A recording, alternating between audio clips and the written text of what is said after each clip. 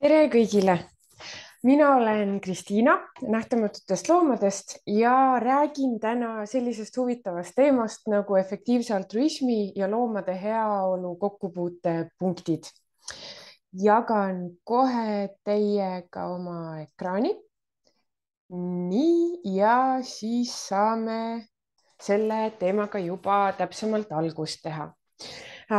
Millest täna juttu tuleb? Räägin teile, millega tegeleb Eesti loomakaitseorganisatsioon Nähtamatud loomad, mis siis paigutub väga tugevalt efektiivse altruismi raamistikku oma tegevuses. Räägin sellest, miks on farmiloomade kannatused efektiivse altruismi liikumises üks prioriteetne valdkond. Kuidas aidata, kuidas panustada tööstusfarmide lõpetamisse efektiivse altruismi ühe prioriteetse valdkonna edendamise jaoks. Ja ettekande lõpus siis toon välja mõned keerulisemad küsimused loomade heaolu teemades ja ühe ebaintuitiivse näite efektiivse altruismi raamistikus, mida me nähtamatute loomadega siis sel aastal läbi tegime. Aga paari sõnaga minust endast. Olen Eestis kodanikuaktivismi ja heategevusega tegelenud aastast 2006. Noore teismelisena üsna varakult sain aru, et maailma parandamine või ütleme, ümbritsevast hoolimine on teema, mis mulle väga korda läheb. Ja kui ma leidsin enda jaoks loomade heaolu küsimused, siis juhtus niimoodi, et ülejäänud elu ja karjäär sai ka tugevalt mõjutatud sellest ja siin ma nüüd olen loomakaitseorganisatsiooni asutaja ja eestvedaja rollis igapäevatöös. Mul on erialaselt bakalaureuse ja magistrikraad sotsioloogias Tallinna Ülikoolist, mis on olnud ka, kuidas ma ütlen, nagu ühiskonna mõjutamise mõttes erakordselt kasulik sisend, et paremini aru saada sellest ühiskonnast, kus ma tahaksin näha positiivseid muutuseid. Aastal 2017 asutasin ma Nähtamatud loomad. Varasemalt tegutsesin ma teistes loomakaitseorganisatsioonides, panustasin ühte rahvusvahelisse koostöövõrgustikku ja olin seotud mitmete projektidega loomade heaolu valdkonnas. Aga siis natuke rohkem kui 5 aastat tagasi pühendusin täiel määral enda organisatsiooni ülesehitamisse ja läbi efektiivse altruismi ideede võimalikult suurte tulemuste toomiseni, et loomade kannatusi tööstuslikus loomakasvatuses leevendada. Ma suhtlen palju rahvusvaheliste organisatsioonide inimestega, et õppida, jagada kogemusi, kuulda, mida nemad teevad oma riikides, et lahendada tööstusfarmide probleeme ja jagan seda, mida me nähtamatutes loomades teeme, katsetame, õpime, sest see võrgustumine aitab meil samamoodi suurendada oma mõju. Ja selleks, et pliiats ikka terav oleks, proovin lugeda vähemalt raamatu nädalas, et kasvaks parem arusaam, kuidas toimivad inimesed, kuidas käib hea kommunikatsioon, mis see psühholoogia endast kujutab, mida on vaja teha selleks, et ühiskonda muuta, kuidas on head näited käinud ja nii edasi ja nii edasi. Nii et nähtamatutes loomades on meil raamatu lugemise harjumus väga tugevalt hinnas selle jaoks just, et pidevalt värsket sisendit peale tuleks.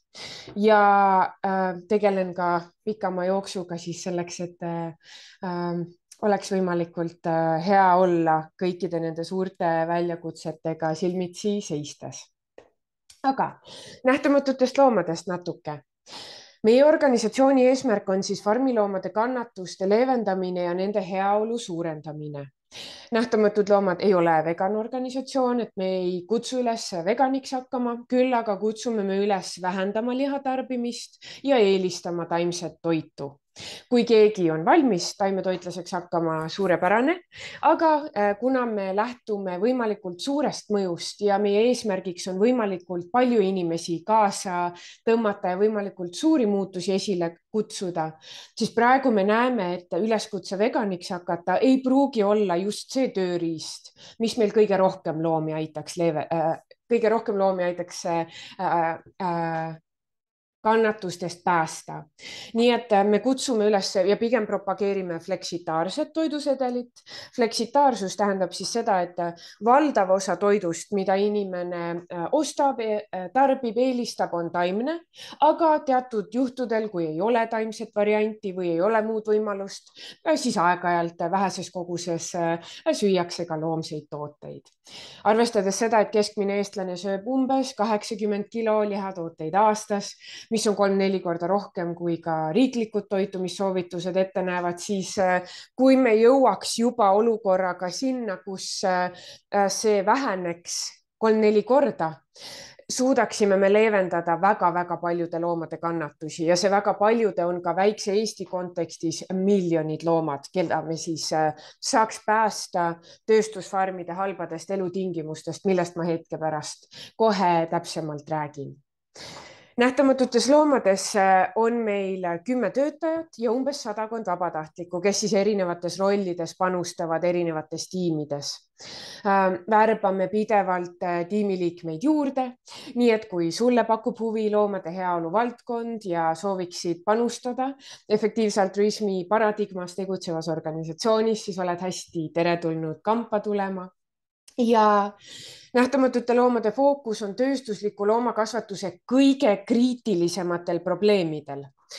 Meie kampaaniad tegelevad näiteks siis sellega, et lõppeks kanade pidamine kitsastes traatpuurides, kus ka seaduse kohaselt neil on circa A4 paberi jagu ruumi. Nad ei saa tiibu sirutada, nad ei saa sammugi maapinnal astuda, õues käia terve oma piinarikka elu jooksul. Kahjuks see on kõik Euroopa Liidus veel lubatud, aga tegutseme siis selle nimel, et teiste riikide eeskujul, kes juba on mõistnud probleemi, otsustanud, et ei soovi neid tundevõimelisi linde sellistes tingimustes pidada ja otsustanud üle minna siis vabapidamissüsteemidele. Ja see on ka see, mida me Eestis tahame näha. Lisaks tegutseme selle nimel, et lõppeks põrsaste tuimestuseta sabade lõikamine seakasvatuses. Eesti seatööstus on erakordselt intensiivse iseloomuga, mis tähendab seda, et neid loomi peetakse paraku suures ruumikitsikuses, millega kaasnevad neile suured kannatused ja tegutsemegi siis selle nimel, et elutingimused paraneksid, loomadel oleks rohkem liikumisruumi, rohkem tegelusvõimalusi ja läbi selle ühtlasi ka väheneks kõige tööstuslikuma seakasvatuse osakaal. Tööd on palju, see protsess võtab kaua aega, sest me räägimegi ühe ülisuure tööstusharu ümberstruktureerimisest. Tegeleda tuleb, eks ju, mitmel rindel, nii institutsionaalse poole pealt kui avaliku teadlikkuse kasvatamise poole pealt, aga suurte väljakutsete lahendamise jaoks me nähtamatutes loomades kokku olemegi tulnud ja kindlasti me neid väljakutseid ei pelga. Ja lisaks on meil olulise fookusena, nagu ma juba ka mainisin, liigse lihatarbimise ja tasakaalustamata toidutaldriku teemaga tegelemine, et me jõuaks sinna, kus me näeks, et keskmine eestlane ei söö liiga palju lihatooteid ja liiga vähe taimset, vaid kuidas ma ütlen, rõõmuga tõstetakse lauale ka taimseid pihve, kotlette, muid põnevaid tooteid Beyond Meatist kuni kohaliku tormi liha alternatiivini ja väheneb lõhe selle vahel, et taimetoitu peetakse justkui ainult taimetoitlaste pärusmaaks. Ja selle jaoks oleme alustanud taimse teisipäeva kampaaniaga, mis siis on mitmel rindel tegutsev ja pakubki just, kuidas ma ütlen, keskmisele kõigesööjale, eks ju, praktilisi nippe, soovitusi, restorani soovitusi, retsepte, mida kõike veel, kuidas menüüsse rohkem maitsvat, mõnusat, kerget, lihtsat taimset toitu integreerida. Taimne teisipäev ei kutsu üles üleöö veganiks hakkama, vaid pakubki kiirelt tehtavaid samme, et toidusedelit rohkem tasakaalustada. Nii et laias laastus need on teemad, millega me tegeleme. Meil on veel mitmeid kampaaniaid, millega saab täpsemalt tutvuda meie kodulehe ja sotsiaalmeediakanalite kaudu. Aga mis on kindlasti oluline, et oma töös lähtub nähtamatutes loomades esimesest päevast peale efektiivse altruismi printsiipidest. Ehk siis, kui ma organisatsiooni asutasin üle 5 aasta tagasi, oli mulle kohe oluline see, et kõige esimeste kampaaniatega, mis me alustasime, et meil oleks võimalik oma mõju mõõta. Mitut looma me oleme aidanud, kui palju meie töö päriselt tulemusi toob selleks, et tööstusliku loomakasvatuse probleeme adresseerida, sest et kuidas see käib, tihti heategevusmaastikul on palju seda heasoovlikkust, eks ju, aga raske on öelda, kas see toob just neid soovitud tulemusi. Ja nähtamatutes loomades tänaseks päevaks me oleme kalkuleerinud, et meie kanade heaolu kampaania on läbi korporatiivtöö mõjutanud üle 200 000 linnu heaolu, kes siis on tänu sellele, et toidufirmad on teatanud üleminekust vabapidamissüsteemide munade kasutamisele, otsustanud, eks ju, suurendada vabapidamise osakaalu ja me kalkuleerimegi, et kui palju keskmine kana mune muneb, kui palju see firma mune kasutab ja sealt tuleb see valem kokku hinnanguliselt mitme kana heaolu ühe firma kampa veenmine mõjutab. Ühe kana heaolu on efektiivse altruismi printsiipidest lähtuvalt väga oluline, sellepärast et kanad on kõrge tundevõimega, eks ju, nad on tundlikud oma ümbritsevale, nad reageerivad, kui pidamistingimused on kehvad ja sellepärast oleme me ka kokku tulnud, et selle probleemiga tegeleda. Ja ma kohe räägin täpsemalt, mida see siis endast kujutab. Loomade heaolu valdkond, et kuidas ma ütlen, kui efektiivse altruismi liikumisega täpsemalt tutvuda, siis animal welfare või ending factory farming on ingliskeelsed märksõnad, mida paratamatult millega kokku puutub, sest et tööstusliku loomakasvatuse lõpetamine on üks efektiivse altruismi prioriteetsetest valdkondadest. Ja miks see täpselt nii on, ma räägin hetke pärast, aga ma tahaks natuke tutvustada, milles siis probleem ikkagi on. Okei, et me elame, eks ju, lääne ühiskonnas, endises küll idabloki riigis, mis kõik veel. Meil on meie toidulaud keskmise inimese näol koosneb väga palju loomsetest toodetest, liha tarbimine on väga levinud, väga tihti seda ei pruugita isegi mitte kahtluse alla seada. Miks see probleem on? Miks siis efektiivse altruismi liikumine toob seda välja ühe olulise globaalse prioriteedina, kuhu EA liikumine soovitab annetada, soovitab oma karjääri suunata, soovitab vabatahtlikuks minna. Milles probleem on loomakasvatusega? Ja probleemi põhiilming siis on loomatööstused, just see tööstuslik loomakasvatus. Ja see on ka see, mis on meie fookus nähtamatutes loomades. Hinnanguliselt on globaalselt tööstusfarmides circa 100 miljardit loomalindu. Ma ei tea, kuidas teiega on, aga minu jaoks see 100 miljardit on üsna mitte midagi ütlev. See on nii suur hulk indiviide, et see kaotab nagu tähenduse, eks ju, seda on peaaegu võimatu ette kujutada. See on tohutult suur ja kõik, mida ratsionaalselt, eks ju, saab sellest arvust aru, on see, et kannatuse hulk on meeletult suur ja nende indiviidide arv väärib kindlasti tähelepanu, sest kui tegeleda tööstusfarmide probleemidega, kui suurendada loomade-lindude heaolu seal, on meil võimalik väga suurel tasandil leevendada kannatusi. See foto, mida te siin pildil näete, on tavapärane munatootmise farm, see on puurikanala, seda tootmisviisi nimetatakse täiustatud puurideks ja umbes 80% Eesti munakanadest elavad sellistes tingimustes. Siin fotol näeme me umbes paarikümne tuhande kana jagu farmi. Siin pildil on üks puurivahe, aga neid on tavaliselt mitu tükki ühes hoones. Ja Eesti suurimas puurikanalas on näiteks niimoodi, et kokku on seal paarsada tuhat lindu ja ühes hoones on 55 000 lindu. Kui ma ise seal külas käisin, siis on niimoodi, et kui sa kõnnid siin puurivahes, kahel pool on kõik tuugalt linde täis. Need puurid on, täiesti paksult koosnevad ainult kanadest. Seaduse järgi ongi, et ühe linnu jagu peab olema umbes A4 pind. See on, siis umbes nii suur. Kui te olete kanaga kokku puutunud, siis ilmselt mõistate ka isegi, et see tähendab, et nad ei saa seal tiibu sirutada, piisavalt liigutada. Nad on kokku surutud. Kui nad proovivad tiibu liigutada, mis kõik veel, siis nad kohe puutuvad kokku survega, kas siis puuri seinte poolt, mis on, metallist vardad, või teiste lindudega, kes võivad neid nokkida. Ja elu sellises puuris on algusest lõpuni kannatus.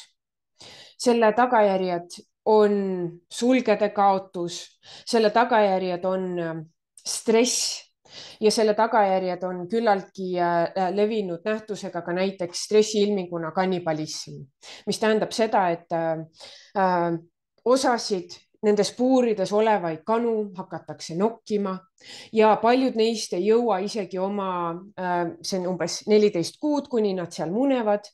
Nad ei jõua isegi 14 kuud seal muneda, sest et nad nokitakse enne surnuks või nad surevad halbade elutingimuste tõttu. Ma saan täiesti aru, et see kõik, mis ma räägin, on erakordselt tumedates toonides ja ma proovin seda kirjeldada võimalikult neutraalselt, aga see on, kuidas ma ütlen, selle süsteemi olemuslik kirjeldus. Igal sellisel farmil on protsent välja arvutatud, kui palju lindudest ei jõua isegi tapaeani. Mõne farmi puhul see on 5, mõne farmi puhul on 10%, mis tähendabki seda, et näiteks 10% lindudest sureb enne hukkamisele viimist. Ja see veel suurendab nende indiviidide hulka, keda siis iga-aastaselt loomatööstustes kasvatatakse. Miks see kõik on oluline, ongi see, et need linnud ei ole, masinad, nad reageerivad ümbritsevale. Neil on piisavalt kõrge tundevõime, nad on piisavalt kõrgelt arenenud närvisüsteemiga, et nende jaoks on oluline, et teatud vajadused oleks neil tagatud. Kanade puhul, on neil vajadus liikuda, siblida, mis kanade jaoks tähendab, pinnase nokkimist, selleks, et koguda sealt infot, millise piirkonnaga on tegu, kes seal liikunud on. Nad taimestiku järgi saavad aru palju rohkem infot.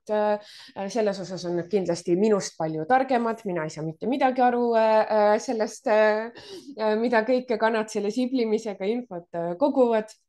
Ja see teeb nad kindlasti, kuidas ma ütlen, sellisteks olenditeks, kelle loomuomaste vajadustega on väga mõistlik arvestada. Ja põhituum, miks ka efektiivse altruismi liikumine toob välja, et tööstusfarmid ja sealsed elutingimused on probleem, millega tuleb prioriteedina tegeleda, on see, et intensiivkasvatus toob neile loomadele ja lindudele väga palju kannatusi.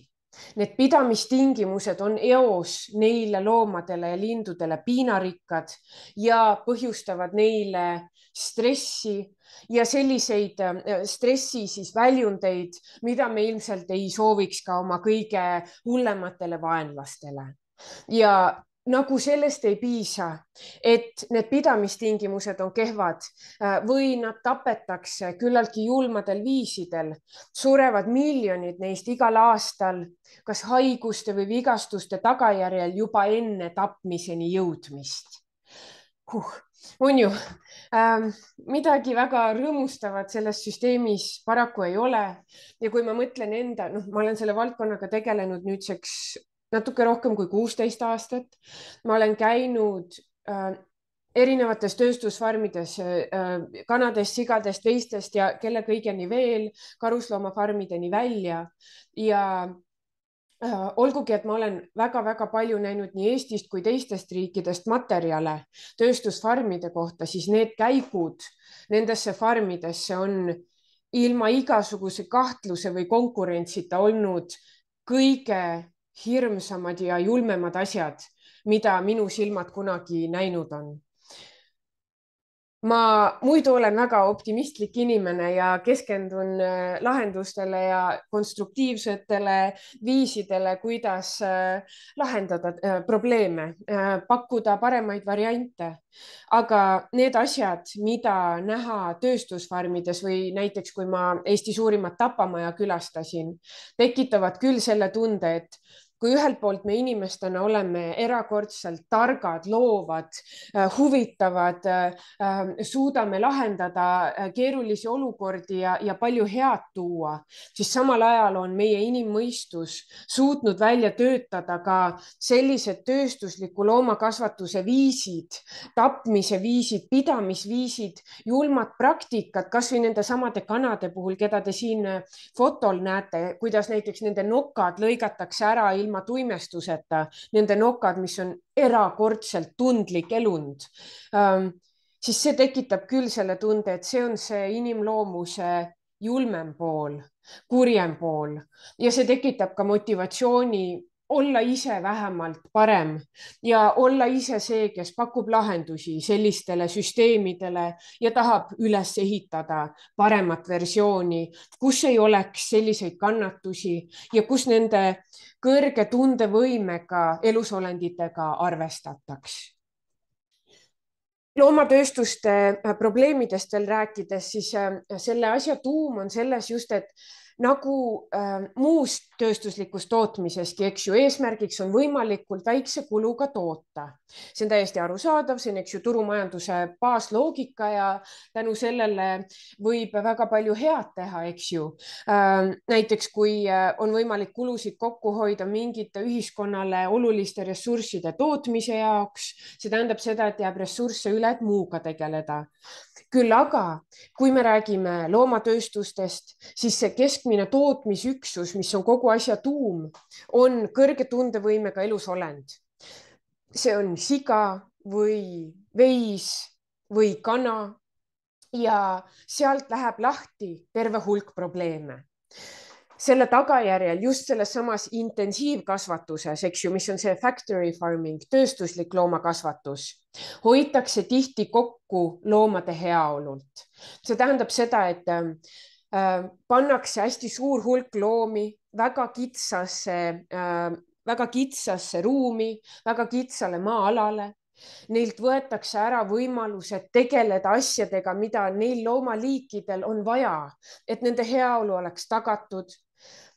Kulusid hoitakse kokku läbi selle, et neile tehakse igasuguseid valu tekitavaid protseduure selleks, et nad saaks toppida kokku, on ju, sellistesse tingimustesse. Kas see on siis kanade nokkade lõikamine, et nad ei nokiks teineteist ja kuidas see käib, eks nad siis nokivad oma selle tömbi nokaga ikkagi edasi või see on põrsaste puhul tuimestuseta sabade äralõikamine, mida tehakse selle jaoks, et kui sead on hästi tuugalt täis topitud sinna seasulgu, paratamatult see tekitab stressi, sest neil ei ole ruumi, nad tahaks tegeleda, nad tahaks uurida. Neil on, eks ju, kärsad, mis ongi mõeldud tuhnimiseks.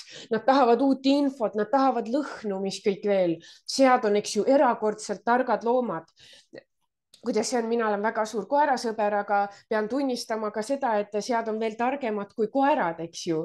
Ja kui me sunnime need targad loomad kokku kitsasse betoonpõrandaga seasulgu, kus ei ole mitte midagi teha, elu on ainult kannatus, siis see tekitab stressi ja stressi üks ilming on kannibalism ja kannibalism väljendub selles, et nad hakkavad sabu närima ja täpselt samamoodi, eks ju, see valu tekitav protseduur on saba äralõikamine, et nad ei näriks seda, aga kuidas see praktikas välja näeb, et siis nad närivad seda saba könti lihtsalt ja see on õudne ja seda ma ei hakka pikemalt rääkimagi, aga see on ka üks kampaania, millega me aktiivselt Nähtamatutes Loomades tegeleme ja oleme ka juba progressi nägemas, et Eestis see praktika lõpeks.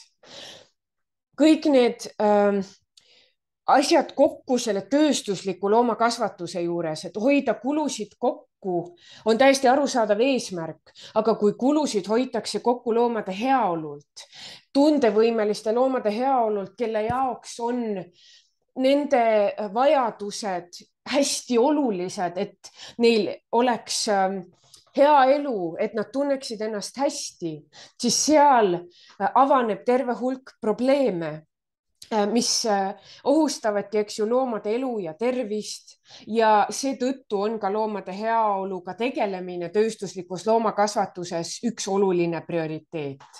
Huvitav ongi see, eks ju, et tööstuslikus loomakasvatuses on ka osad pidamistingimused loomade heaolu ohtu seadvad. kui ma enne mainisin kanade puuris pidamist, siis näiteks see, et ka puurivaardad on, eks ju, metallist, kanade suled on hästi õrnad, nad on väga õrnad linnud ja nad hõõruvad oma sulgi ruumi kitsikusest vastu metallvardaid maha, lihtsalt, et see pidamistingimus juba ise on selline, mis võib põhjustada neile lindudele ohtu. Ja see on olemuslik, see on see, mida praegu ka seadus lubab, sest paratamatult loomatööstuste lobitöö on nii Euroopa Liidu kui Brüsseli tasandil kandnud väga palju vilja ja aitanud neil luua sellised tingimused, mis on neile majanduslikult väga soodsad, väga rentaabel, eks ju, ja paratamatult seavad siis loomade heaolu madalamaks prioriteediks. Ja tööstusliku loomakasvatuse puhul on kindlasti oluline välja tuua ka seda, et see süsteem ei ole läbipaistev. Siin fotol te näete, see ei ole paneelmaja, see ei ole elumaja, kortermaja. Tegu on Eesti suurima sigalaga, mis asub Viljandimaal. Selle sigala nimi on Execo ja see on 6-korruseline hiigelhoone. Võib-olla selle foto järgi see on, eks ju, droonipilt, võib-olla isegi ei saa mõõtmetest aru, aga siin 6 korrusel on üle 60 000 sea. Seal on erinevad liftid, mille korruste vahel liiguvad, kuidas neid loomi liigutatakse ja see asutati 70-ndatel Nõukogude Liidu ajal. See Execo nimi tuleb ka, et see on nagu eksperimentaalsigala, kuidas siis luua sellised pidamistingimused, kuidas siis veel võimalikult, ütleme, ruumid kitsikus, kust veel kulusid kokku hoida, mis kõik veel on ju. Ja 70-ndatest alates, eks ju, et praegu me oleme aastas 2022 ja veel ka järgnevatel aastatel, eks ju, endiselt meile mingil põhjusel tundub okei, et sigu peetakse sellistes tingimustes. Ma hetke pärast näitan, kuidas see Execo farm seest välja näeb. Aga kui ma sain teada mõnda aega tagasi, et Eesti suurim sigala on 6-korruseline paneelhoone, siis ma rääkisin oma kolleegidega teistest Euroopa riikidest. Näiteks Taani on Euroopa Liidu suurim sealihatootja. Seal on mitu miljonit siga, kes aastas hukatakse võrreldes Eesti 600 000-ga. Ja ma küsisin neilt, okei, et ma saan aru, et see on nagu tavapärane süsteem, et teil on ka on ju sellised mitmekorruselised gigant, monstrum, megahooned, et kuidas teil asjad on. Ja Taani kolleegidel vajus lõug vastu maad ja nad küsisid, mis asja, miks te nii teete seal Eestis. Nii et hästi huvitav on see, et Taani übersealihatootja on oma tootmise suutnud organiseerida palju väiksematesse tootmisüksustesse, kus loomade heaolu on tunduvalt kõrgem ja nad ei ole teinud selliseid hiigelmonstrum tööstusintensiivkasvatushooneid, kus paratamatult loomade heaolu on madalama tähtsusega. Ja Execo pihta on ka hästi huvitav, et lihtsalt inimesed ei tea, see asub Viljandi külje all ja lihtsalt ei olda kursis, millistes tingimustes neid sigu seal peetakse. ja hiljuti mulle helistas üks Maalehe ajakirjanik, kes küsis, okei, Kristiina, räägi, mis seal toimub, et ma ka ei tea, ma hullult tahaks, et ma nüüd olen helistamas sellele Execo direktorile, et mida ma küsima peaks, kuidas ma lähtuma peaks, et see on täiesti suletud süsteem, kedagi sinna ei lasta, mingi bioohutuse nõuete argumendiga nad ütlevad, et keegi ei tohi tulla ja nii edasi, et kuidas nii saab, et kuidas saab nii olla, et Eestis on seatööstus, mis on täiesti, ma ei tea, isoleeritud ja neile justkui kehtivad teistsugused mitte läbipaistvad reeglid, eks ju, et kõik söövad sealiha, aga keegi ei tohi teada, kuidas seda toodetakse või kust see tuleb. jabur, eks ju. ja see on ka üks põhjus, miks paljud inimesed tarbivad, toetavad, sest nad lihtsalt ei tea. ja kui ma mõtlen enda kogemuse peale sellest rääkides, tegutsedes selles valdkonnas, siis ma näen, kui paljud inimesed on šokeeritud, kui nad kuulevad, et oot-oot, see käib niimoodi või. ja kui me vaatame nüüd edasi, et see on foto, mis on tehtud ühe ajakirjaniku poolt Execo farmist seest. see on üks harvemaid fotosid sellest farmist. ja te näete, siin on näha need sabakõndid, mis on lõigatud. Te näete, neil sigadel ei ole siin ruumi ümbergi pöörata. ja kui te mõtlete, on ju, noh, kui teil on olnud kokkupuudet elus koertega näiteks, kuidas nad tahavad mängida, neil on vaja ruumi, nad tahavad tegeleda, nad tahavad palli taga ajada, mis kõik veel, siis see kõik iseloomustab ka sigu. see kõik on, kui on väikesigalates, eks ju, kus on hoopis teistsugune süsteem kui see, mis te siin fotol näete. Nad ennast unustavalt ajavad taga mänguasju, kui sa annad seale pappkasti, ta tahab ajada ninaga seda ümber, ta tahab seal ligi pääseda, ta tahab mängida, ta tahab uurida, ta tahab tuhnida, ta tahab teada saada, mis seal teisel pool on, mis seal sees on, ta on tark olend, talle meeldib mõistatusi lahendada, talle meeldib uurida, ta tahab vaimset stimulatsiooni ja mingil põhjusel oleme me loonud sellised pidamistingimused ja sellise eluviisi neile tarkadele, kõrge tundevõimekusega loomadele, kus nad elavad niimoodi. Nad ei saa siin ringigi pöörata. Nad on räpased, olgugi et loomu poolest nad oleks väga puhtad loomad. Nad käivad, eks ju, see klassikaline, oi, siga on porilombis, on seetõttu, et neil puuduvad higinäärmed ja nad käivad veekogudes ennast jahutamas. Tööstuslikus seakasvatuses on norm paraku selline, et ainus viis, kuidas nad ennast jahutada saavad, on omaenda väljaheidetes. Looma jaoks, kelle jaoks hügieen on hästi oluline, on see lihtsalt, noh, sorry, aga puhas alandamine, eks ju. ja kõik see kokku on siis, eks ju, selle targa ja tundevõimelise looma argipäev. ja see on see, kuidas nad elavad ja see on see, mis on norm. ja see on ka see, miks Nähtamatud Loomad tegutseb selle nimel, et sellist asja ei oleks, et me peaks lugu nende loomade vajadustest ja me ei peaks neid enam sellistes tingimustes, mida me ei pea väärtuspõhiselt õigeks, mida me väärtustame nõrgemaid, me väärtustame loomi palju rohkem, et pidada neid tingimustes, mis mõjuvad puhtalt piinarikkalt, kus nad ei saa tegeleda mitte millegagi, mis neile on heaoluks või eluks vajalik. ja see on ka see põhjus, miks tööstusfarmide lõpetamine on efektiivse altruismi liikumises üks globaalseid prioriteete. loomi on seal väga palju. Nad elavad tingimustes, mis on neile piinarikkad ja see ei ole olemuslikult vajalik, sest et on olemas alternatiivid, mida on võimalik üles ehitada. see ei ole kannatus, mis on ühiskonna heaks toimimiseks asendamatult vajalik. meil on võimalik vähendada selle osakaalu, meil on võimalik aidata neid miljoneid kannatavaid loomi. ja see on oluline, et me nii inimeste heaolu, keskkonna heaolu, globaalsete teiste prioriteetide, eks ju, pikaajalise tuleviku peale mõeldes arvestaks ka loomade kannatusi ja arvestaks ka seda, et tööstusfarmid ei jääks kõige muu olulise kõrval tähelepanuta. Efektiivne altruism ongi sõnastanud oma globaalse prioriteedi, eks ju, ending factory farming, tööstusliku loomakasvatuse lõpetamine. Ja mis see tähendab, eks ju, praktiliselt ka nähtamatute loomade töös. Meie ei adresseeri väikekasvatust, me ei adresseeri seda, kui kellelgi on oma tagahoovikanad või on, ma ei tea, pisikesed, need on tavaliselt mahefarmid, eks ju. Seal on loomade heaolu kõrge ja kui meil oleks võimalik liikuda sinna, et sellist loomakasvatust oleks rohkem, see oleks juba loomade kannatuste leevendamise jaoks väga-väga suur võit.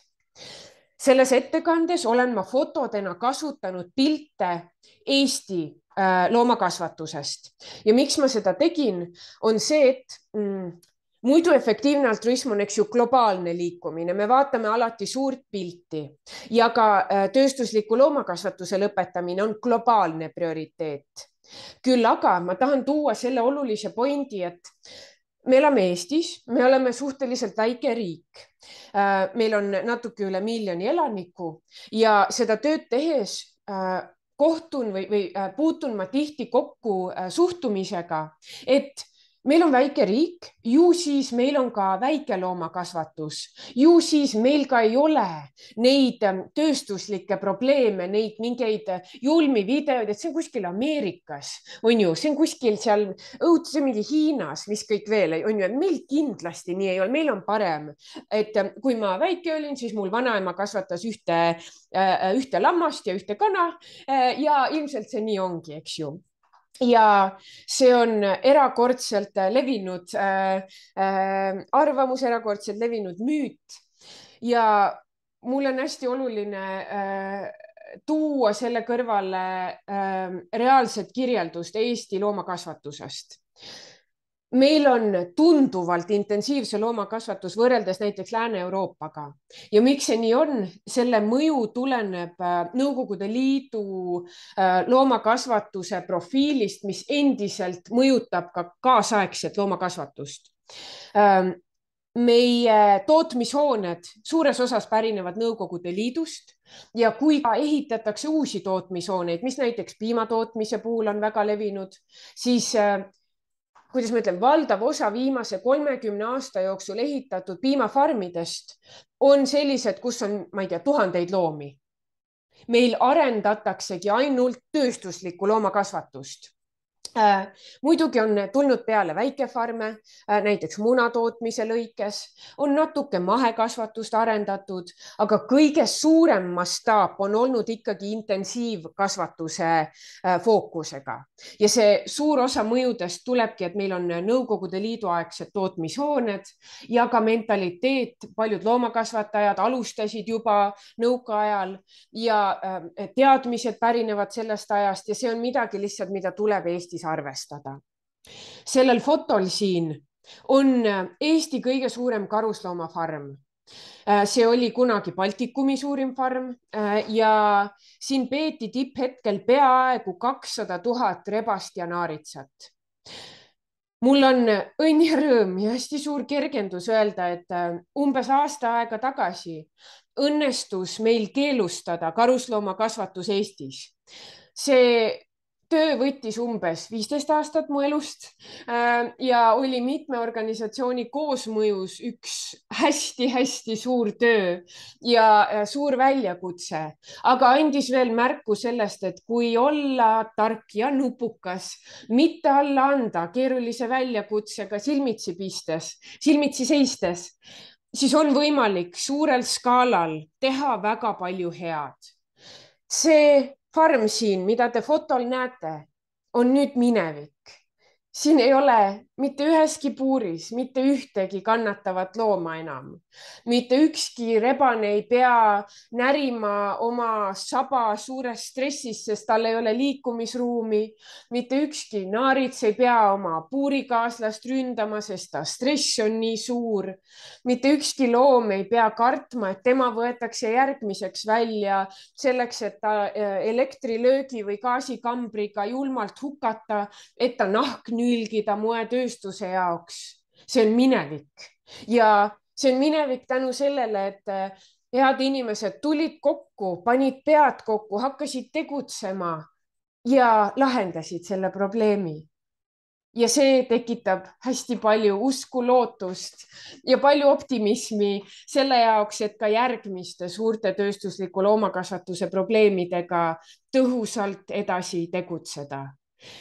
see foto on ühelt poolt hästi kõle ja julm ja kui ma olen hästi palju selles farmis ringi liikunud ja võib-olla ma ei tea, ühed elu õudsemad momendid on siin vaadates, kuidas need loomad elavad ja kuidas, ma ei tea, farmi töötajad on uhked kõige selle üle ja mul on nii kahju, et meil on nii erinevad arusaamad, eks ju. ja teisalt tekitab see foto praegu seda tunnet, et see ongi minevik, see ongi mustvalge ajaloo õpiku materjal. ja tulevik saab olla palju parem. nii et seesama suur eesmärk tööstusliku loomakasvatuse lõpetamisest on ka efektiivse altruismi liikumise üks oluline prioriteet. EA üks organisatsioonidest, Center for Reducing Suffering, on loomade kannatuse teema võtnud kokku sellise tsitaadiga. ma annan teile hetke, et te saate lugeda, mis nad selle kohta öelnud on.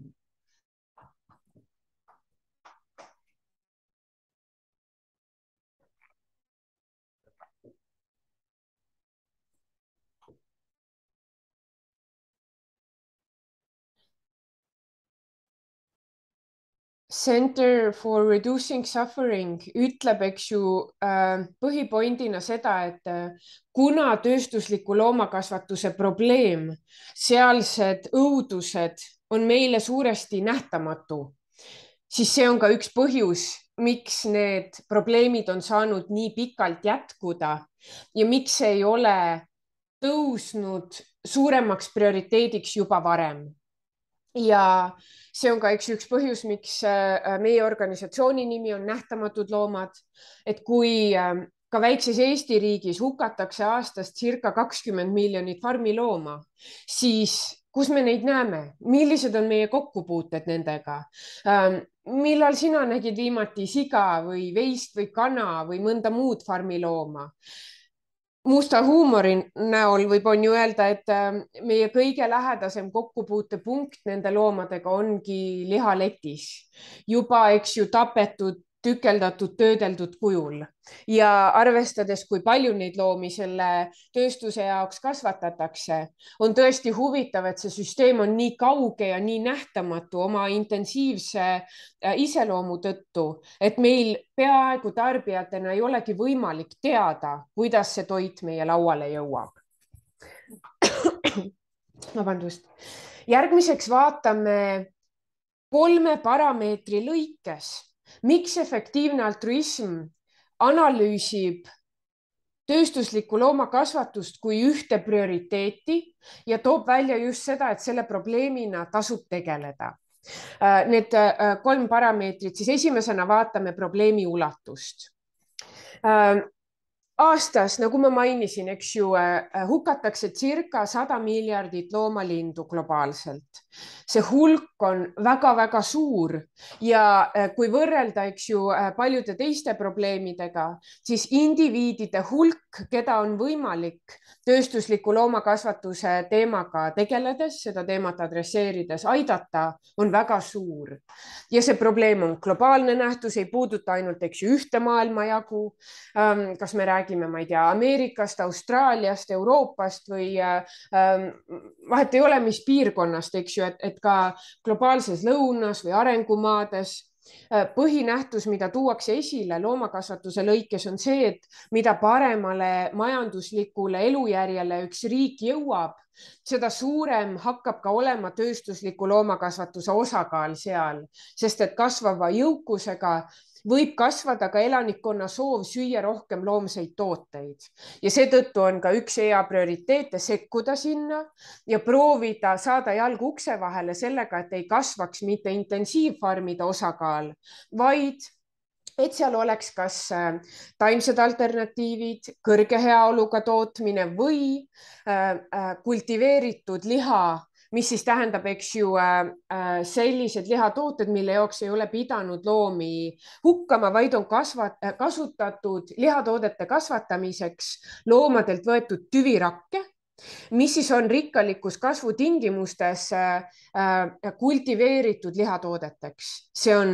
ülipõnev, väga revolutsiooniline valdkond, mis tähendab seda, et me ei pea mitte muutma oma toidusedelit, vaid me lihtsalt vahetame ühed lihatooted teiste vastu. Ja see võib olla üks tõhus sekkumine, mis aitab seda probleemi suurt ulatust leevendada. 80,000 Hours, mis on EA liikumise üks hästi oluline organisatsioon, on välja toonud just, et selleks, et loomatööstused, eks ju, nii praegu kui tulevikus on seal terve hulk loomi, kelle kannatusi on võimalik leevendada ja kuna neid on nii palju, siis nad toovad välja, et selles valdkonnas tegutsedes on potentsiaalselt väga suur positiivne mõju. Kuidas on lugu selle probleemi lahendatavusega? Ma olen siin nüüd hoolega kirjeldanud loomatööstuste argielu, neid õudusi, seda piina, mida loomad läbi peavad elama, aga mida saab teha, et probleemi lahendada?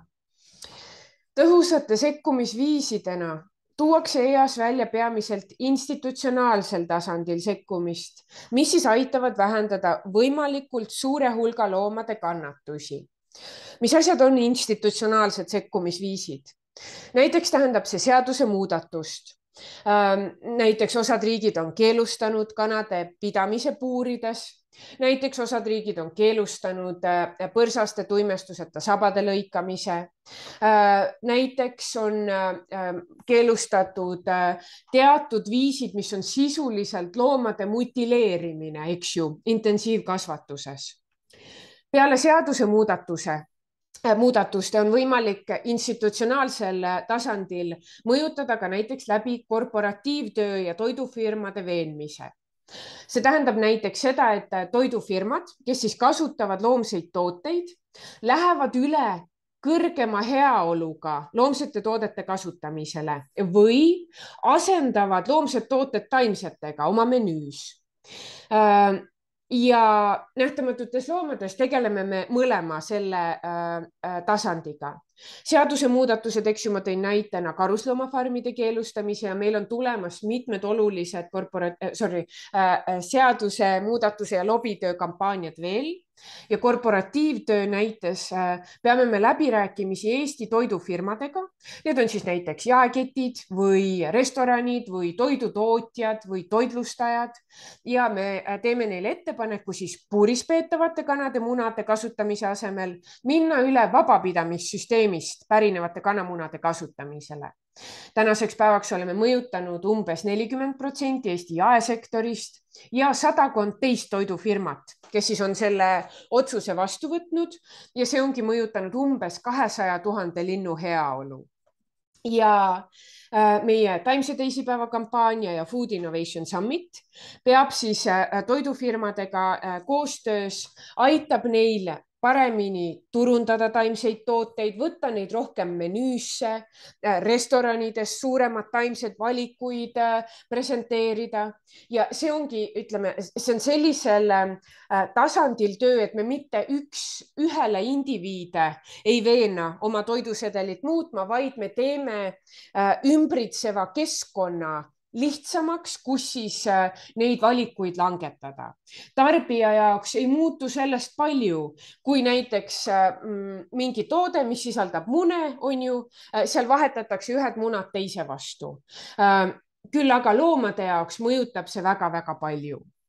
ja lisaks efektiivse altruismi liikumises samuti hästi tõhusa lähenemisena probleemi lahendamiseks tuuakse välja lihaalternatiivide R&D-d ehk siis research and development'i selle jaoks, et kui tarbijad tunnevad, okei, ma võiksin tõesti vähem liha süüa, aga mis on see hõrk, maitsev, taskukohane, kättesaadav alternatiiv, mida ma siis võiksin süüa, eks ju.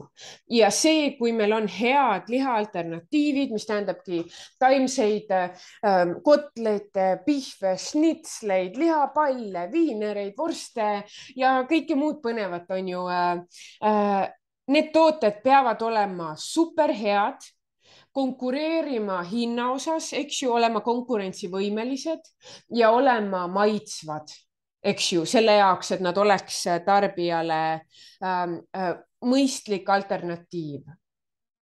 ja probleemi lahendatavuse osas veel on selline globaalne organisatsioon nagu Open Wing Alliance, kes koondab peaaegu 100 organisatsiooni üle maailma, kes töötavad siis kanade puuris pidamise lõpetamise poole ja efektiivse altruismi liikumine rahastab Open Wing Alliance'it. Need organisatsioonid kokku on mõjutanud läbi korporatiivtöö üle 100 miljoni linnu heaolu läbi selle, et firmad on teatanud otsusest mitte kasutada või müüa enam puuris peetavate kanade mune. ja ka Nähtamatud Loomad saab oma kanade heaolu kampaania rahastuse Open Wing Alliance'ist ja see on hea viis, kuidas siis globaalsel tasandil mõjutada ühe hästi olulise loomade või lindude kannatuse leevendamise kampaaniat. Tõhusa lahendusena on välja toodud ka liha vähendamise kampaaniat, mis siis promovad fleksitaarset toidusedelit. See tähendab siis seda, et see on kampaania, mille eesmärgiks ongi kutsuda üles, et ära söö nii palju lihatooteid, pea kas lihavabu päevi, vähenda liha osakaalu oma taldrikul, katseta väljas süües taimetoitu, mis kõik veel.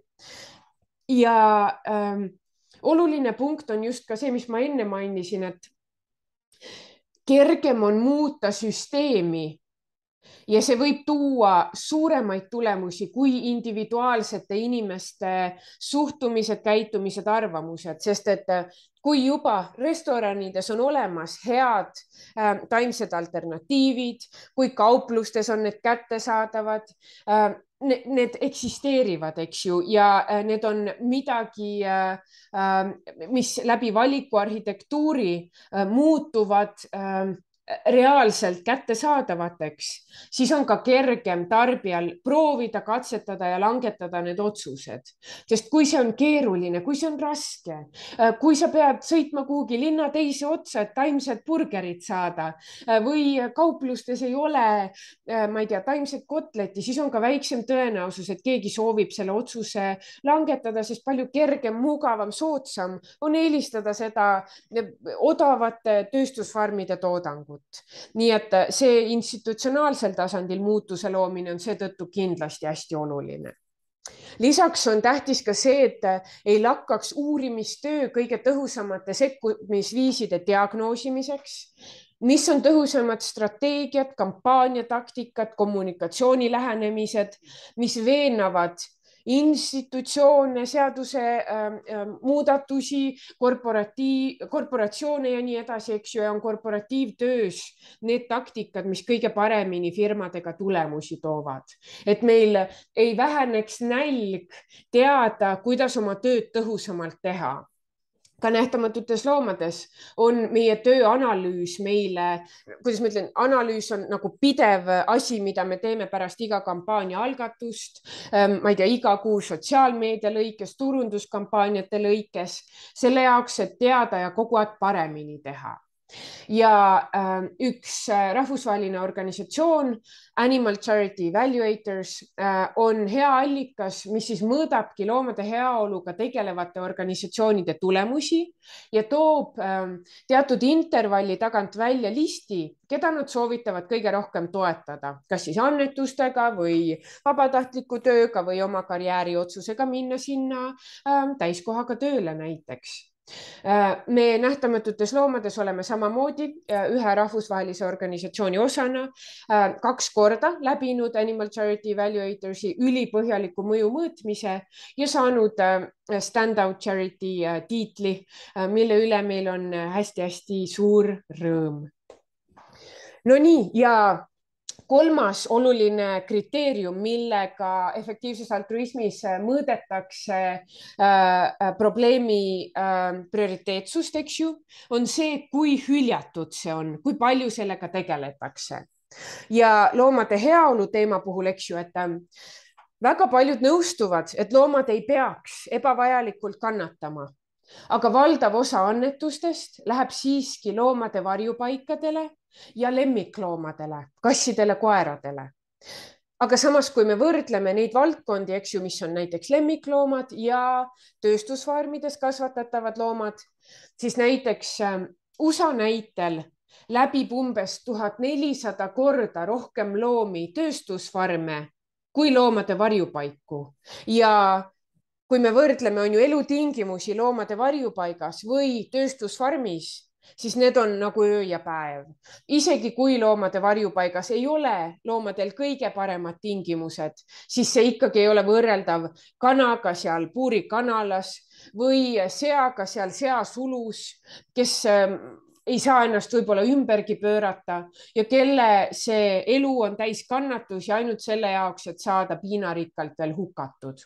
Ja kui ma võtsin kiired andmed, et Eesti puhul siis analüüsida seda, et millised on erinevused loomade varjupaikade ja tööstusfarmide loomade arvu osas, eks ju, siis kättesaadavate andmete põhjal on aastane erinevus umbes 3700 korda. See on täiesti jabur arv, on ju, et kui palju rohkem loomi on tööstusfarmides võrreldes loomade varjupaikadega. Ja nii palju, kui ma tean Eesti varjupaikade kohta, siis seal on väga, ma ei tea, hoolivad, targad inimesed koos, kes annavad endast parima, et nendes piiratud oludes tagada võimalikult kõrge loomade heaolu. Ja nagu ma enne mainisin, meil on erakordselt intensiivne tööstusfarmide süsteem, mis tõttu ka meie riigis on need käärid palju suuremad. Ja kui ma siis võtsin sinna kõrvale annetuste osakaalu, siis loomade varjupaigad saavad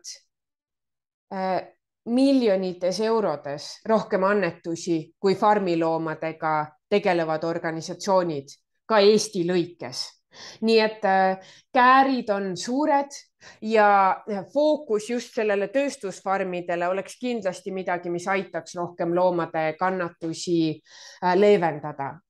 Ja kuidas see on, et kui me vaatame, eks ju, kannatavate indiviidide arvu, tööstusliku loomakasvatuse negatiivset keskkonnamõju, eks ÜRO andmetel circa 16% kasvuhoonegaaside kogu emissioonist tuleb loomakasvatusest. Ja kui me vaatame probleemi lahendatavust, siis seda arvestades saab loomade heaolu tööstusfarmides kindlasti proportsionaalselt liiga vähe tähelepanu. Ja tõhusad loomakaitseorganisatsioonid saavad, on ju, circa 100 miljonit dollarit annetustes ja arvestades, kui palju kannatusi on võimalik leevendada, kui palju see keskkonnamõju vähendaks ja millised on negatiivsed tervisemõjud ka inimestele, kui me liiga palju lihatooteid tarbime, eks ju, siis see on kindlasti teema, mis võiks saada rohkem tähelepanu. Ja huvitav on veel ka efektiivse altruismi lõikes, et hiljuti on hakatud tööstusfarmide probleemi hüljatust vähemana tajuma, sest et lihaalternatiivide arendamisse on hakatud suunama rohkem rahastust, et on terve hulk uusi startup'e tulnud, ma ei tea, Beyond Meatist, Impossible Foodini, kes arendavad maitsvaid lihaalternatiive ja justkui siis, eks ju, kuna sinna läheb rohkem rahastust, tundub, et see probleemi hüljatus oleks väiksem. Aga kui ma ausalt väljendan, siis minu hinnangul sellest ei piisa, et ainult lihaalternatiivid arenevad, sest et kui ma mõtlen olles kursis erinevate Euroopa riikide, Ameerika tööga, selleks, et tööstusfarmide probleemid väheneksid, siis meil on vaja seadusemuudatusi, meil on vaja korporatiivtööd, meil on vaja superhead turundust, meil on vaja tõsta loomade heaolu teema prioriteetsust ühiskonnas. meil on vaja reconnect ida inimeste loomasõprus väärtusena praktiliste ilmingutega, on ju, selleks, et loomade heaolu kasvaks loomakasvatuses. ja sellest ainsana ei piisa, et lihaalternatiivide startupid saavad raha, sest meil on vaja kogu seda institutsionaalset tööd ka sinna kõrvale. nii et selles mõttes ma väga loodan, et see nagu, et hüljatust on hakatud vähemana tajuma, et see nagu ei päädi sellega, kus ütleme, et tõhusad organisatsioonid ja MTÜ-d, kes sellega tegelevad, et nad ei saa piisavalt rahastust. No nii, kui sind huvitab tööstusfarmide lõpetamisse panustamine, mis sa saad teha, kuidas aidata? Kõige lihtsam viis on, eks ju, annetada tõhusatele loomade heaolu organisatsioonidele, vaadata Animal Charity Evaluatorsi kodulehelt. Eestis kutsun üles kindlasti nähtamatutele loomade tööd ja tegevusi toetama. Isiklike otsuste raames vähenda lihatarbimist, katseta erinevaid lihaalternatiive, neid on kauplustes üha rohkem. Proovi, mis sulle meeldib. Võib-olla üks ei meeldi, aga teine on hoopis teistsugune. Kui vähegi suudad, ole avatud meelega. Katseta taimetoidu retsepte, uuri taimetoitluse kohta ühe variandina. Jaga seda infot ja soovitusi, mis sa kogud ka sõpradega. Korralda koos kokkamisi, kus te proovite taimetoitu.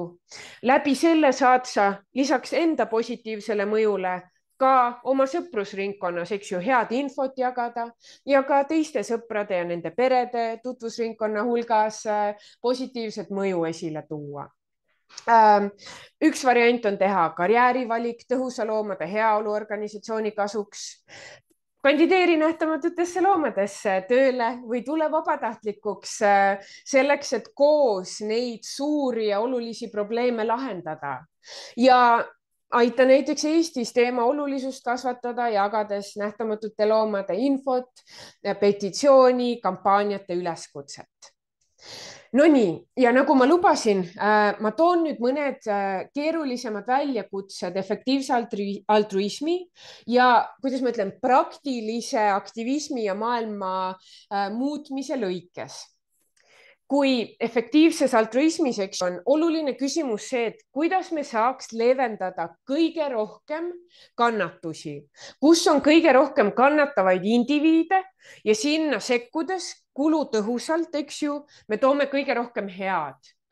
Siis üks valdkond, mida uuritakse, on muuhulgas ka näiteks putukate kasvatus, eks ju, putukafarmindus, 8 jalgade farmindus, mis nüüd on uus teema, et reaalselt eksisteerib selline asi nagu 8 jalgade tööstuslik kasvatamine.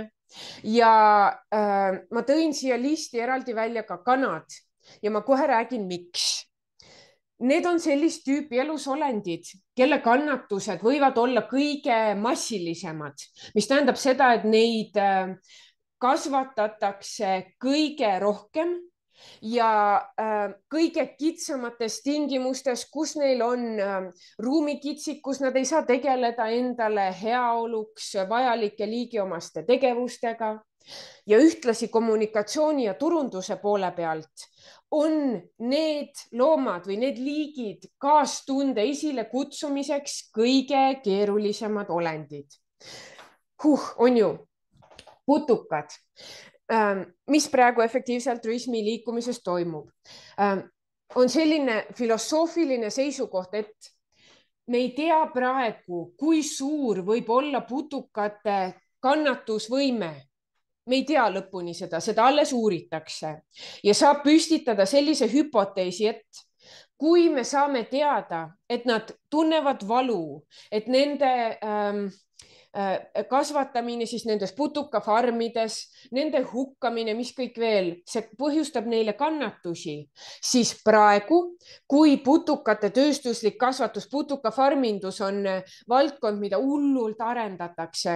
Euroopa Liidu tasandil töötatakse välja arenduskavasid, firmad tahavad saada toetusi, mis kõik veel, et selle potentsiaalse suure tuleviku muusika jaoks, eks ju, panna püsti suured ettevõtted, farmid ja nii edasi, siis juhul, kui me saame teada, et see on valdkond, mis põhjustab palju kannatusi, siis peaks olema, eks ju, moraalselt täiesti õige ja oluline, et me hakkame sekkuma, et me hakkame mõtlema, et mis on need asjad, mis me saaks praegu teha, et putukate tööstuslik kasvatus ei muutuks massiliseks, on ju, see on selline hüpotees ja selle jaoks näiteks on kokku tulnud selline EA poolt rahastatud organisatsioon nagu Insect Welfare Project ja nende eesmärk ongi uurida, kas see on oluline valdkond, kas me peaks sellega tegelema, kuidas saada jalg ukse vahele, on ju, et see ei muutuks massiliseks ja kuidas ma ütlen, kommunikatsiooni ja turunduse väljakutse on see, et minu jaoks, kes ma väga palju tegelen kommunikatsiooni ja turundusega, et loomade kannatused oleks, on ju, legitiimne, tõsiseltvõetav valdkond. Ma ei kujuta ette, kuidas seda teemat turundada. See tundub mulle sisuliselt võimatu. Vaadates praegusi suhtumisi, isegi, ma ei tea, kanu või sigu või veiseid on vahel väga keeruline, on ju, olulise teemana tutvustada. Putukad appi, on ju, väga keeruline. Aga mis ma võin öelda nagu krediidi või tunnustusena on see, et Insect Welfare Project ei ürita olla turundusorganisatsioon. Nad saavad sellest aru ja nad teevad research'i, on ju, nad uurivad selle teema prioriteetsust. Nad tahavad aru saada, kui oluline see üldse on. Nii et selles mõttes on see väga hea, et nad niimoodi lähtuvad. Ja teine keeruline küsimus, jällegi väga filosoofiline teema, on ju. Hästi keeruline, olge valmis, on ju, olge valmis. Kui efektiivses altruismis me küsime küsimust, et kuidas leevendada kannatusi, kuidas teha nii, et elusolendite heaolu oleks kõrgem, piina oleks vähem, elu oleks parem, on ju, siis üks küsimus, mida küsitakse, on ka see, et kui me tahame parandada loomade heaolu, siis kas me peaks sekkuma ka saakloomade kannatustesse, kui kiskjad neid ründavad. Ja ma saan aru, seda võib-olla too much kuulda, ka minul võttis väga kaua aega, et selle küsimusega harjuda. Aga küsimus just sellest, et kui meil oleks võimalik kuidagi teha niimoodi, et saakloomad, kes praegu võivad läbida väga suuri kannatusi ja piinu läbi selle, et erinevad kiskjad, on ju, neid ründavad, lõpp ei pruugi olla kiire, võib-olla nad, ma ei tea, pika aja jooksul veritsevad surnuks, mis kõik veel. Kui meil oleks mingisugused sekkumisviisid, mis aitaks seda kannatust leevendada, mis oleks niimoodi, et kiskjad saavad söönuks, niimoodi, et saakloomad ei pea piinlema, siis kas meil oleks hea mõte seda teha? Jällegi väga filosoofiline küsimus, on ju, põhjustab väga pikki arutelusid, tundide jagu diskussioone ja selle jaoks on efektiivses altruismis siis kokku tulnud selline organisatsioon nagu Wild Animal Initiative, mis samamoodi küsib neid küsimusi, mõtleb võimalike lahenduste üle ja need on olnud täiesti seinast seina, see on väga filosoofiline, on ju, et siin ei ole väga praktilisi samme astutud. Aga näiteks hüpoteetiliselt midagi sellist, et kui ma enne rääkisin kultiveeritud lihast, mis on, eks ju, loomade tüvirakkudest kasvatatud lihatooted, et kui näiteks on ju, see on üks võimalik stsenaarium, lennukitelt või helikopteritelt visatakse kiskjatele kultiveeritud liha, mis tähendab seda, et nad saavad söönuks nii, nagu neil on liigiomaselt vaja. Niimoodi, et saakloomad neid ei piinata surnuks, on ju. et kas see oleks üks variant, mida kaaluda? Väga huvitav ja ma tean, et väga palju tekib just ja minus endas ka nagu terve hulk küsimusi on ju ja need on need näited efektiivsest altruismist, kus ma tunnen, et turunduse ja kommunikatsiooni poole pealt on need sisuliselt võimatud, eks ju. Ja sellepärast ma annan ka nagu kiitust nendele organisatsioonidele, et nad saavad aru, et need on suured filosoofilised küsimused ja ei peagi tegelema sellega, et massid tuleks kaasa nüüd sellega, et lõvid ei ründaks gaselle või mida iganes, on ju, et või ma ei tea, rohutirtsud on meie number üks probleem, eks ju, et nad saavad aru, et see ongi keeruline. Ja keerulistest probleemidest veel, eks ju, et hästi, kuidas ma ütlen, läbi selle, et viimastel aastatel räägitakse üha enam tööstusliku loomakasvatuse suurest ökoloogilisest jalajäljest, veiseliha kõrgest, ma ei tea, selle tootmisega kaasneb palju metaani ja nii edasi. Näeme me järjest Euroopa Liidu erinevates riikides seda, et kasvab kanaliha tarbimine ja väheneb siis punase liha eelistamine, eks ju. Ja paljudele inimestele tundub, et jaa, ma teen on ju väga häid samme, ma eelistan kanaliha. See on nende jaoks justkui heategu, lahendus ja nii edasi. Aga samas, kui me vaatame tööstuslikus loomakasvatuses, eks ju, mida see kanaliha eelistamine praktiliselt tähendab, siis tegelikult see tähendab kõige suuremat indiviidide arvu. Ameerikas on selline organisatsioon nagu One Step for Animals, mis ütlebki niimoodi, et kui sa tahad astuda ühe sammu selleks, et aidata loomi, siis ära söö kanaliha. Ainult kanaliha elimineeri, muud lihad las jääb ja sellega sa kõrvaldad umbes 98% indiviididest, keda sinu toidulaua jaoks hukatakse, sest et valdav osa nendest loomadest, keda inimesed söövad, kõige suurem hulk ongi kanad.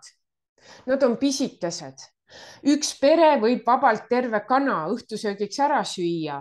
Ühte siga vaevalt on ju ja seetõttu on ka indiviidide hulk kanade lõikes kõige suurem ja seetõttu ongi, eks ju, et kanaliha ei ole hea alternatiiv ega hea lahendus, sest seal kannatab kõige rohkem elusolendeid.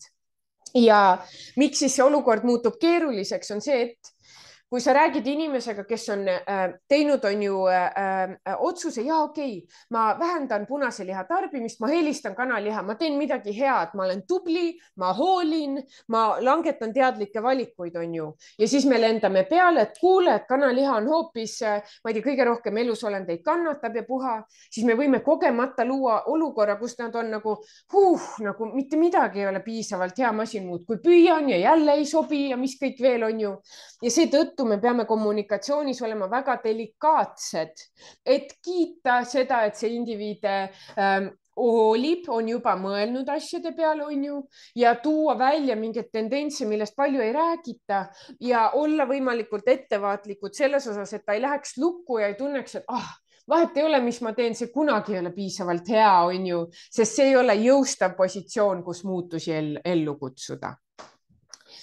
Ja need on keerulised näited turunduse lõikes kindlasti. Ja mis on veel keeruline, on ju?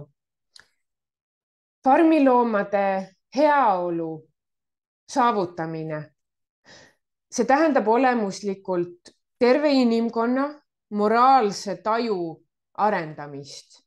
Ja see on suur väljakutse loomade heaolu olulisust argumenteerida, kui loomad ei kuulu praegu nende olendite hulka, kellega me moraalselt arvestama peaks, on ju. Küsimus on ikka sellest, et ma hoolin oma lähedastest, oma perest, oma sõpradest, ma hoolin inimestest, eks ju. Mis mind huvitab see kana või see siga või see veis, eks ju.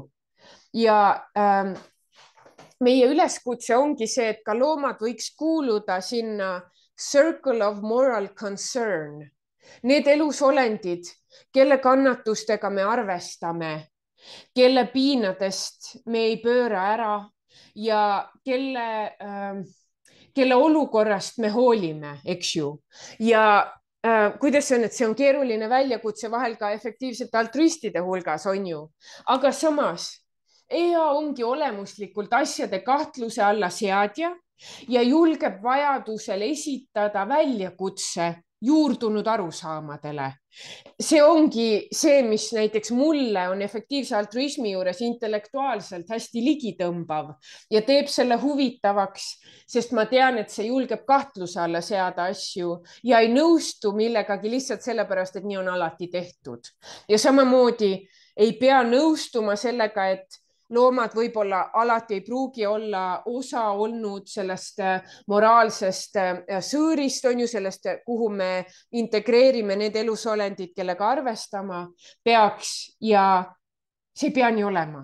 Me võime nendega arvestada, kui me oleme piisavalt valmis selle jaoks, et kaasata nende kannatused enda huvivaldkonda. No nii. Ja ma lubasin lõpus tuua ühe ebaintuitiivse näite efektiivse altruismi lõikes, on ju, nähtamatute loomade tööst.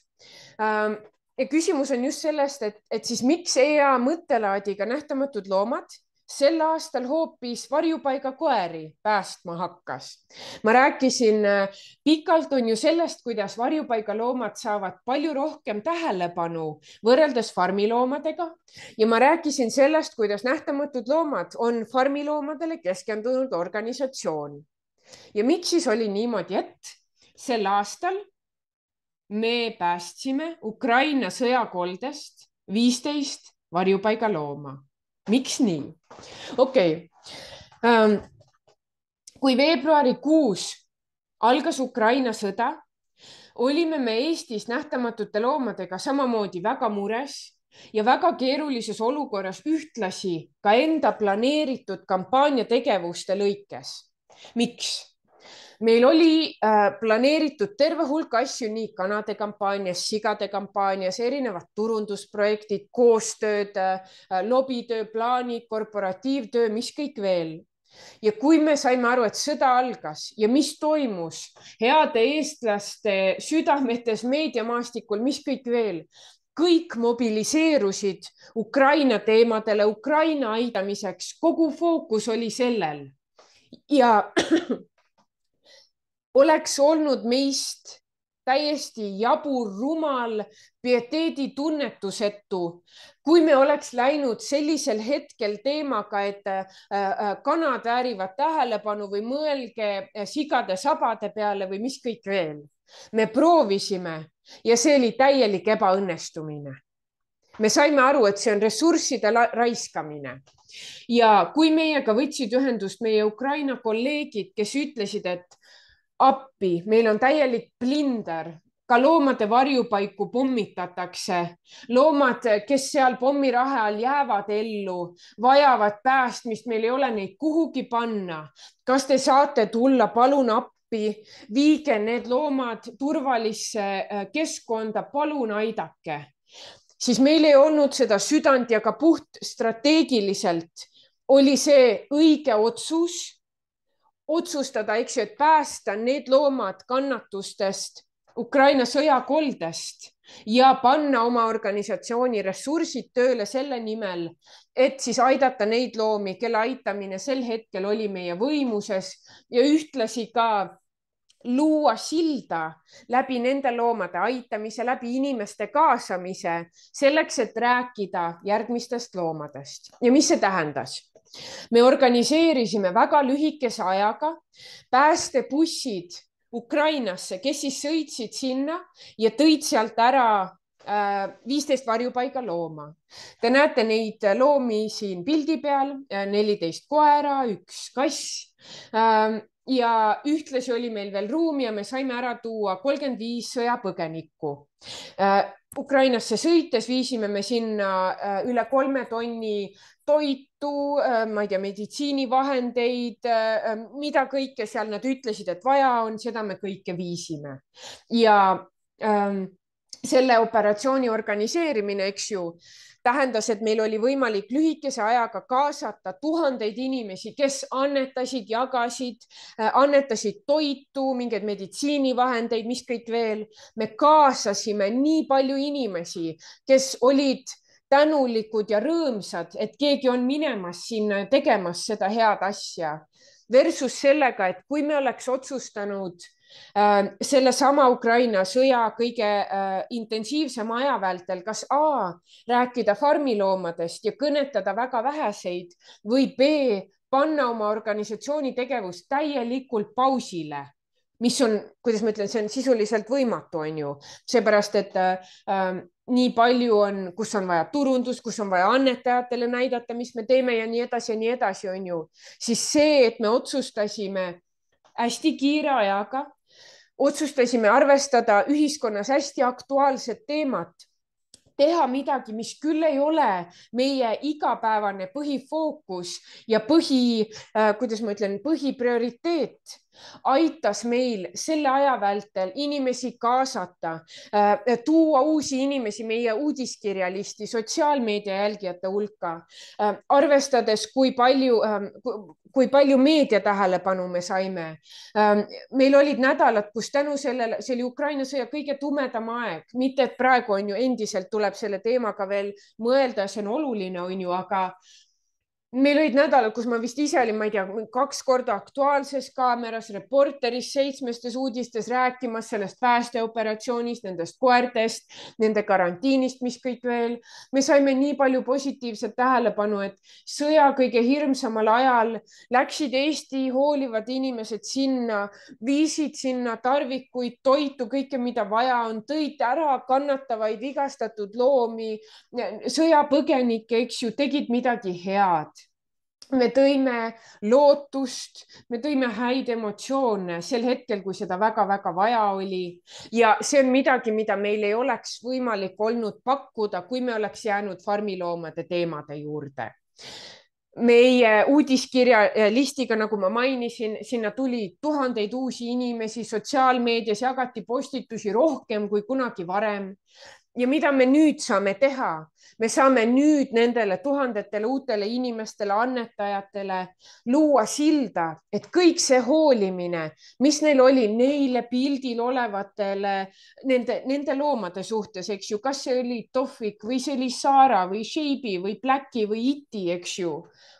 Kõik need samad tüübid on ju, kõik seesama hoolimine võib vabalt väljenduda ka tööstusfarmides olevate loomade suhtes, eks ju, kes väärivad täpselt samamoodi meie tähelepanu, meie sekkumist ja meil ei oleks olnud lihtsalt võimalik selle sama ajaga nii palju uusi inimesi saada kampa, kellega nüüd rääkida farmiloomadest. Nii et see oli kiire otsus, mis tuli langetada ja kokkuvõttes, eks ju, selle raames oli palju ootamatust nii positiivse kui negatiivse mõju osas. Hästi positiivne on see, kui palju inimesi me kaasasime, kui palju annetajaid tuli, kui palju uusi inimesi on meie kanalites ja negatiivse poole pealt see oli väga-väga väsitav kindlasti tiimi liikmetele. Me kaotasime 2 tiimi liikmed seetõttu, eks ju, aga kogu analüüsis see oli kindlasti net positiiv, see oli totaalne silla ehitamise kampaania ja kui me ei oleks kiirelt reageerinud ja otsustanud seda teha, me oleks selle 5 kuuga täiesti pildist väljas ja me ei oleks saanud seda endale lubada. Ja isikliku võidu osas läks minul hästi ja mul õnnestus endale uus parim sõber saada, kes on siin pildil, Ukrainast väike Loola, kes on nähtamatute loomade väike maskott nüüd ja toob meile palju rõõmu ja kasvatab motti, et kindlasti teiste loomade eest väga hästi ja endast hästi palju anda ja see on, ütleme, totaalne silla ehitamise kampaania. See ei tähenda seda, et meie põhifookus nüüd oleks muutunud, eks ju, me endiselt tegutseme farmiloomadega, aga ma arvan, et see oli väga õige otsus aidata neid Ukraina sõjakoldeloomi, sest pikas plaanis aitab see meil rohkem nende miljonite farmiloomade kannatusi leevendada, sest me saime nii palju uusi pöidlahoidjaid, kellega nüüd ehitada silda ka järgmiste loomade osas. Küllaltki ebaintuitiivne ja vajab selgitamist, on ju, aga ma loodan, et see andis väikse ülevaate sellest, miks me sellise otsuse langetasime. Hurraa, jõudsime lõpule aitäh sulle, et kaasa mõtlesid ja aitäh sulle, et hoolid nii efektiivsest altruismist kui loomade heaolust. Palju suuri heategusid ja palju häid mõtteid, kuidas võimalikult palju kannatusi leevendada. aitäh, et kuulasid, kõike head sulle.